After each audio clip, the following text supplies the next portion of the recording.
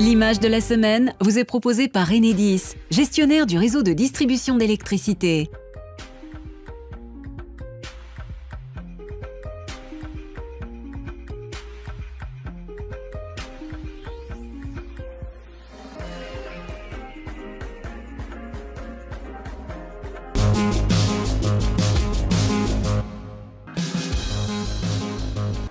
« 6000 km de voirie sont concernés dans le Rhône. Dès le 1er juillet prochain, la vitesse sera limitée à 80 km/h sur les routes secondaires hors agglomération. Le préfet aujourd'hui a défendu cette mesure pourtant impopulaire, mettant en avant les chiffres de l'accidentologie. Elle est impopulaire, mais elle est indispensable. Quand on voit les risques que nous courons, je rappelle, il y a quand même 3500 morts. Et dans notre département, cette année, nous avons déjà eu, depuis le début de l'année, 25 morts et 1300 blessés. Vous imaginez, 25 morts, 1300 blessés. Alors, c'est à travers 1000 accidents, mais c'est un chiffre qui est redoutable. Et le tiers de ces morts sont dus à la vitesse excessive.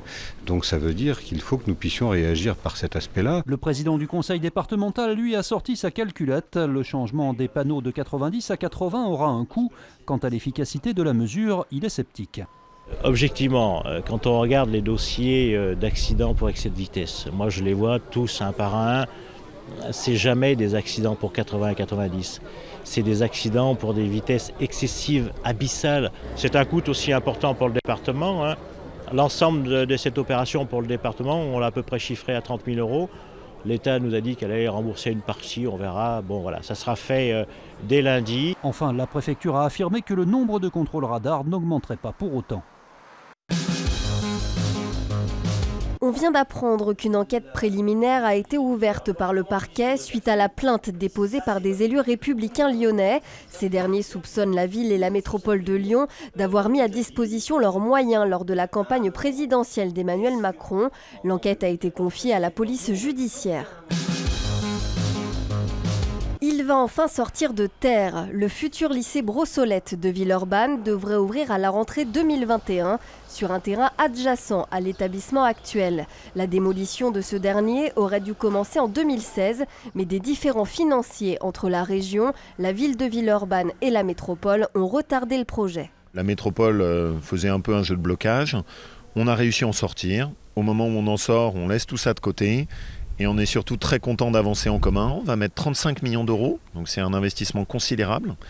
La ville de Villeurbanne à côté va construire un complexe sportif qui sera 9 millions d'euros, parce que nous on aime bien que le sport fasse aussi partie intégrante de l'approche éducative de nos enfants. Donc on devrait vraiment avoir un lycée nouvelle génération. Le lycée existant, datant de 1960, va donc être détruit. À la place des logements et un pôle petite enfance situé en plein cœur de la future zone d'activité commerciale villeurbanaise. Il était aussi sur le plan urbanistique, si l'on peut dire, un vrai verrou dont il fallait se débarrasser, entre guillemets. Je parle de la construction pour pouvoir continuer la ZAC. Donc il y avait à la fois la vétusté, et c'était l'intérêt des lycéens d'avoir futur, de rentrer dans des bâtiments modernes et fonctionnels. Et pour la ZAC, il fallait trouver les surfaces nécessaires pour se développer. C'était ce double enjeu qui faisait que ce blocage devenait quand même difficile. Les travaux du futur lycée démarreront en mars prochain. Ceux du complexe sportif sont eux déjà en cours. La file d'attente est impressionnante. Depuis hier, de nombreux Lyonnais se massent au 61 rue de Créqui pour la 5e édition de la ruée vers l'appart. Une opération d'une semaine menée par la SACVEL pour permettre à tous de trouver un logement à bas prix en un temps record et sans frais.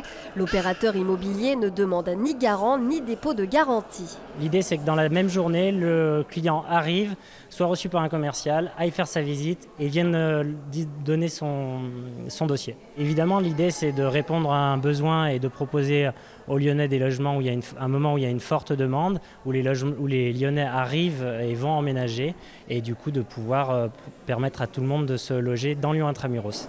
Une véritable aubaine pour Faïcha et Anaïs. Quelques heures après avoir passé un entretien, elles visitaient cet appartement tout neuf du 3e arrondissement. Je ne s'attendais pas à un appartement comme ça, puisque nous, on s'attendait à un appartement dans des bâtiments assez anciens ou autres. Là, c'est vraiment une bonne surprise, on est vraiment bien surprise. La salle de bain, elle est magnifique. Ouais, c'est bien agencé, c'est bien fait, et puis on a hâte d'y être. Les deux amis ont donc déposé un dossier pour cet appartement coup de cœur, verdict dans quelques jours. Au total, une centaine de locations sont visitables jusqu'à vendredi, toutes 10 à 20% en dessous du prix du marché. 30 logements sont également proposés à la vente. Son nom circulait depuis plusieurs semaines. L'Asvel l'a confirmé ce matin. Zvezdan Mitrovic occupera le poste d'entraîneur principal la saison prochaine. Élu meilleur coach ces 2 dernières années et surtout finaliste de la Pro A avec Monaco il y a encore quelques jours, le Monténégrin a signé pour 3 saisons. Il sera notamment assisté sur le banc de TJ Parker qui avait assuré l'intérim en fin de saison. Il y a eu manifestement une volonté de faire brûler ce bâtiment et d'utiliser tous les moyens qui étaient à proximité pour le faire. Coup de chaud la nuit dernière à Villefranche-sur-Saône. Aux alentours de 3 h du matin, un violent incendie s'est déclaré dans le gymnase municipal Albert Seguin. Au total, une trentaine de sapeurs-pompiers ont été mobilisés pour éteindre le sinistre, dont l'origine ne fait aucun doute. L'enquête dira précisément ce qui en ressort, mais ils ont utilisé des éléments qui étaient par définition faciles à brûler. On verra s'il y a la présence ou pas de combustible. La police a trouvé 3 points d'incendie qui laissent fortement à penser que c'est un incendie d'origine criminelle. Aucun blessé n'est à déplorer, mais les dégâts matériels sont importants, car l'intérieur du bâtiment, qui avait été récemment rénové, a été en grande partie ravagé par les flammes. Le matériel qui était à l'intérieur, le matériel d'usage évidemment, est brûlé et inutilisable. Après, voilà, c'est l'ensemble de l'enquête et le tri, l'analyse du bâtiment qui nous permettra de dire ce qu'on peut conserver. Un important dispositif de sécurité a justement été déployé ce matin, ce qui n'a aucunement impacté la bonne tenue des cours dans l'école voisine. Tout le monde a été très réactif, les grilles ont été installées. On a pu vérifier aussi qu'il n'y avait pas d'émanation toxique et du coup l'accueil des élèves s'est fait sans problème dès 8 h 30 en toute sécurité. Une enquête a été ouverte par le commissariat de la ville. Je me balade et au feeling. Voilà peut-être la stratégie gagnante pour profiter au mieux des soldes d'été. Ils ont commencé ce matin dans toute la région. Au village des Marques de Villefontaine, c'est une grande première.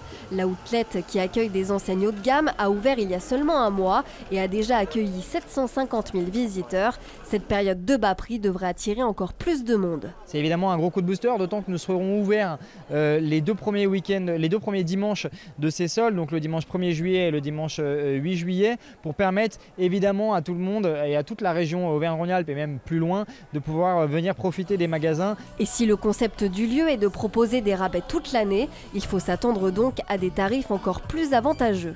Cette période de solde qui s'ouvre aujourd'hui, qui a commencé à 10 h à l'ouverture des magasins, propose des réductions supplémentaires sur ces réductions. Donc ce sont, j'ai envie de dire, quasiment des soldes de soldes, avec des réductions qui commencent à moins 30% sur les moins 30 à moins 70% déjà habituels, voilà, et qui vont jusqu'à moins 50%.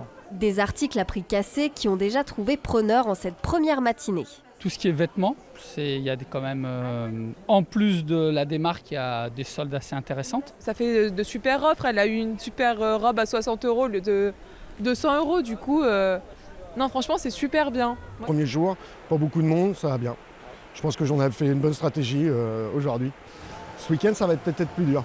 Alors si vous n'avez pas le courage d'aller faire du shopping samedi et dimanche, pas de souci, les soldes se terminent le 7 août.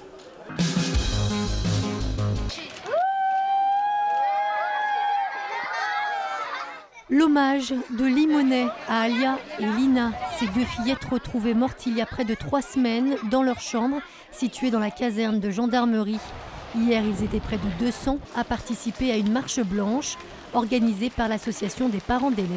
On a été très choqués d'apprendre la disparition des fillettes, à la demande de certains parents, enfin même de nombreux parents qui ont été confrontés en fait à ça, parce que les enfants ne comprenaient pas pourquoi leurs camarades de classe ne reviendraient pas à l'école.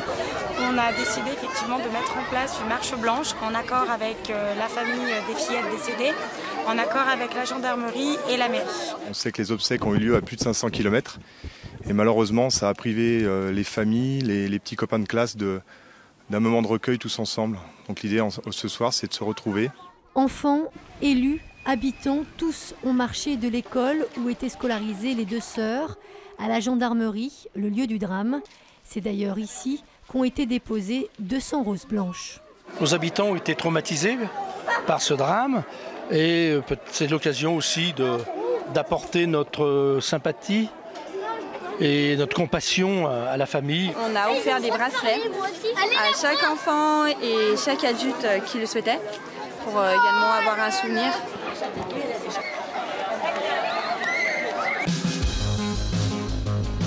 H7, c'est le futur lieu totem du numérique qu'on est en train de créer à Lyon, dans la halle Girard, qui est située à Confluence. Et le voilà, ce fameux lieu totem. Il est en train de sortir de terre dans cette ancienne usine totalement réhabilitée.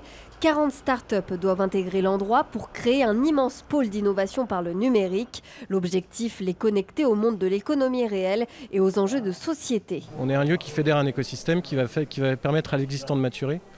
Donc il va y avoir des gens qui vont venir dans la halle, qui seront effectivement des startups, mais surtout il va y avoir des gens qui font déjà des programmes. Ce qui nous paraît extrêmement important aujourd'hui, au-delà de faire maturer l'existant, c'est de pouvoir identifier ce qui va être efficace dans les 4, 5, 6 prochaines années en termes de verticalité, donc c'est de secteurs d'activité à accompagner, ou en termes de méthode de travail.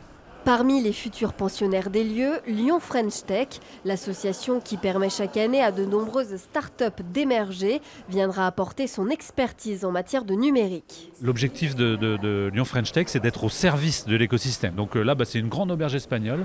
On va apporter à tout notre collectif. Aujourd'hui, Lyon French Tech, c'est 22 administrateurs, c'est une vingtaine d'accélérateurs des collectivités.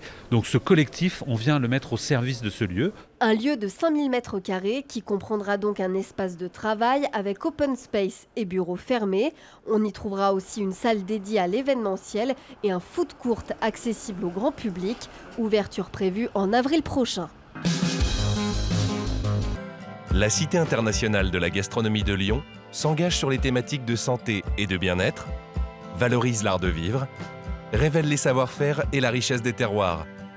L'annonce en fait tousser plus d'un dans les cuisines lyonnaises. Selon nos confrères du Progrès, c'est le groupe espagnol Magma Cultura qui serait sur le point d'être retenu pour exploiter la future cité de la gastronomie à l'Hôtel Dieu. Le président des Toques Blanches s'en inquiète. Voilà, grosse déception que la cité de la gastronomie, l'exploitation soit reprise par un groupe espagnol. Je pense qu'on a assez de sociétés françaises qui ont le talent pour le faire. Il y a une société lyonnaise, mais il y en a bien d'autres également.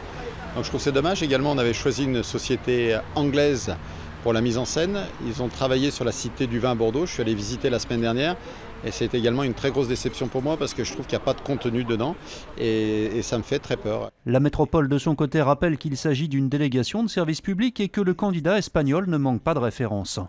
Donc la prochaine étape, c'est le débat en conseil de la communauté qui aura lieu le 9 juillet pour une ouverture, bien ma foi, un an après. Tony Parker affichait cet après-midi un large sourire et pour cause. Après 4 ans d'attente, le président de l'Asvel a enfin inauguré son académie. Entouré de Gérard Collomb mais aussi du maire de Villeurbanne, Jean-Paul Brett, il a posé symboliquement la première pierre de son centre de formation, basé à Gerland.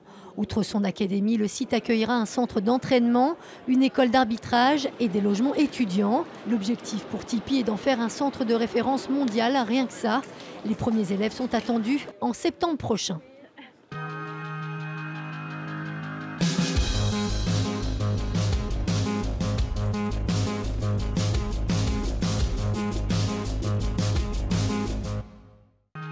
L'info.